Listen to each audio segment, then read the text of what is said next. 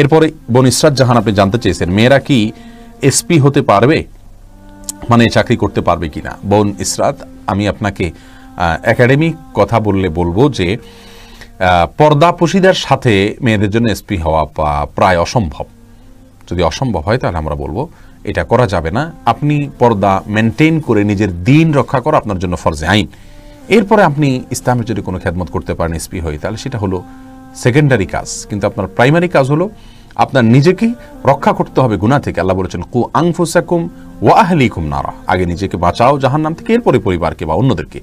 অতএব আপনি নিজে এসপি হয়ে হতে গিয়ে যদি আপনি পর্দাপোশিদার মতো চলতে না পারেন, আপনাকে বিশেষ ড্রেস পরতে হয় এবং সেক্ষেত্রে আপনি আপনার শরীরের অঙ্গ প্রত্যঙ্গগুলো দৃষ্টিকটুভাবে আপনার প্রকাশিত হয় এবং আপনি অন্যদের সাথে কাজ করতে গিয়ে আপনার দায়িত্ব পালন করতে গিয়ে এই সমস্ত বিষয়ের মুখোমুখি হন, তাহলে এটা জায়েজ হবে না। ইসলামী শরিয়া মেয়েদের এবং ছেলেদের কাজের ক্ষেত্রে বেশ কিছু নীতিমালা দিয়েছে, এটা আমাদের কল্যাণার্থেই দিয়েছে।